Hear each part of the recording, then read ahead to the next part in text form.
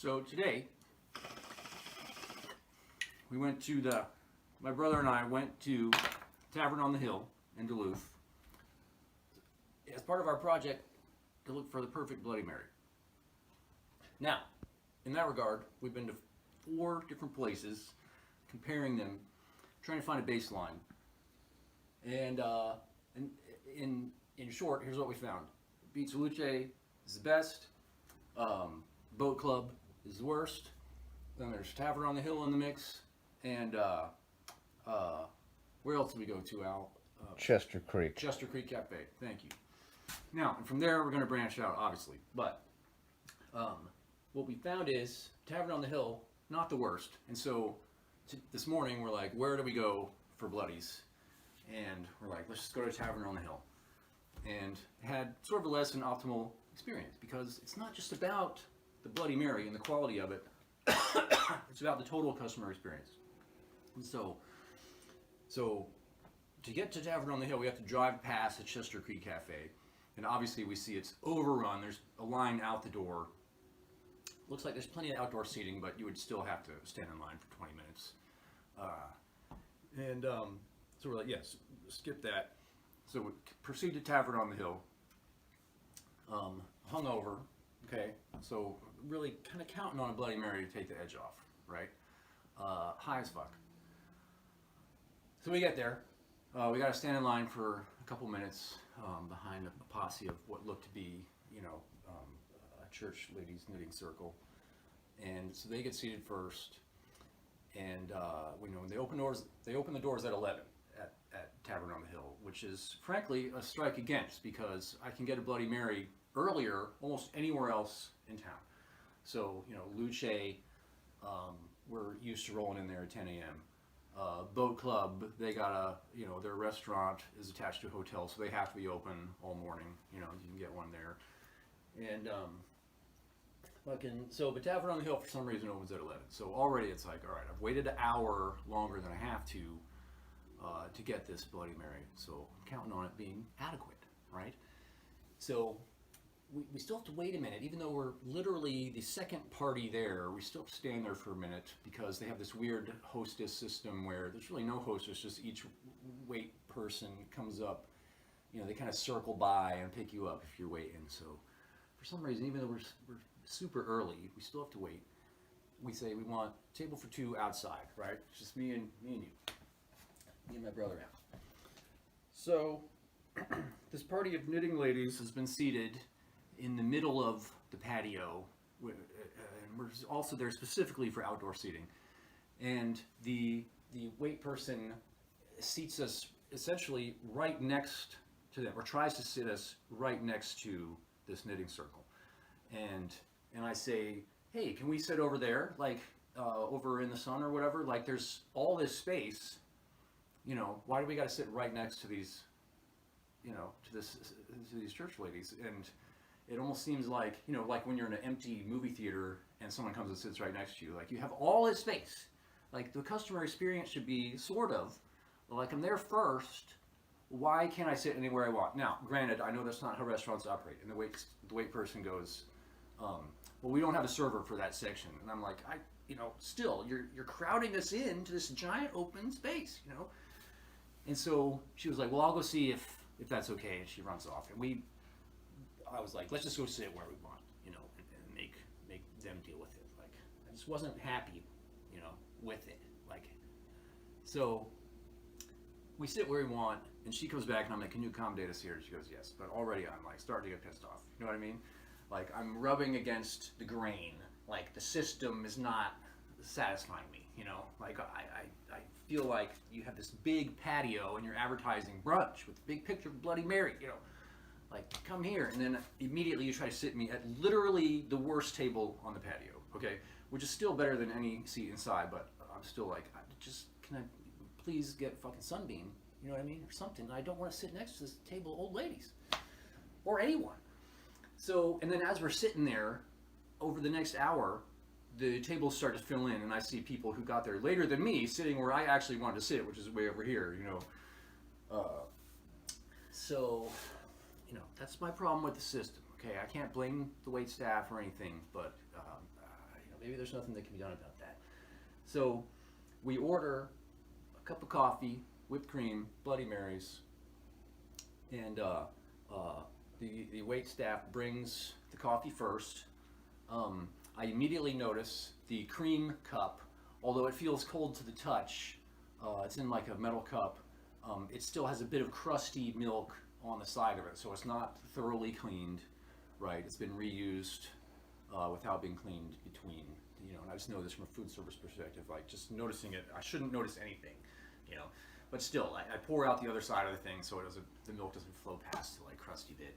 Already I'm like, okay, this is bad. The coffee itself, not great. I don't know, it's Folgers or Maxwell House or whatever, or maybe it's just some weird light roast of something, but immediately in my mind I'm comparing it to coffee at Pizza Luce, where I don't know where they get it, but the coffee at Luce for brunch, I love drinking that shit. I'll drink cup after cup of it, and they're good with the refills, right? Tavern on the Hill, we've been there 3 times in a row. Well, not in a row, but we've been there 3 times lately, and the first 2 times, no coffee refills. And so this time I'm having to deliberately prod our poor wait person to bring coffee warm-ups. And they did so.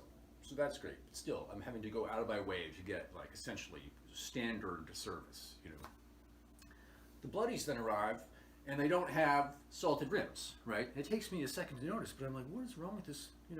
I'm drinking it through the straw, and I'm like, I should be sipping it from the rim and getting the extra flavor of the celery salt, and it's without. So I'm like, all right, I'm going to mention this to the waiter when he comes back. And so the waiter comes back, and I say, hey, I'm not 100% happy with the Bloody because it doesn't have the salted rim. He's like, oh, okay, I'll mention it. I'm like, yeah, maybe they just forgot. Maybe it's a new bartender or whatever. So, so he knows that we're not super stoked, right? The food is fine. Like I had the egg bake, which comes with great crispy like red potatoes. It's just great. It was fine. It was sort of a lot of eggs, but it was fine. And at this point, there's 2 different wait staff serving us. There's what's going on there, but anyway, she's like, is there anything else I can bring you? She's brought us our food, and I'm like, how about some hot sauce? Now, this is its own issue, right, with customer satisfaction. But with the hot sauce, it should be on every table in America, as far as I'm concerned, right? Like salt and pepper, okay? Like you just have your standard condiments, so you don't have to specifically ask for them, okay? And I get it, with outdoor seating, you maybe don't want to set out your salt and pepper because seagulls will get on it or whatever. So here we have outdoor seating situation, and I'm like, I need some sriracha. So this person goes off to get it. Alan, you noted then that there's no salt and pepper. You're like, here the food's been delivered, the salt and pepper. It's like, why would you have to ask? What is this, the Middle Ages, that we don't have pepper on the table? You know what I mean? Like, so then the wait person brings back the bottle of sriracha style hot sauce, which is 99% empty. Okay, like this is what she thinks is adequate. Like I'm shaking it, and I'm squeezing literally the last 2 squirts of hot sauce onto my food. As far as I'm concerned, everything tastes better with sriracha in it. If you don't have sriracha, honestly, like, what are you thinking? But this is what, I'm like, so immediately, it's like strike after strike on the customer satisfaction scale for me. Just my experience has been, I feel like I have to poke and prod to get a sort of standard level of experience of the service,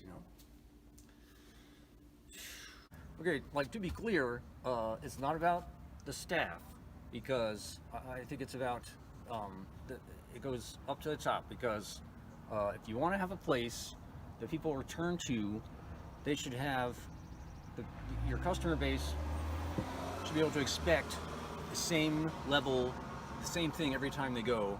Like, for instance, the Bloody Marys that we got were, the second one was better than the first.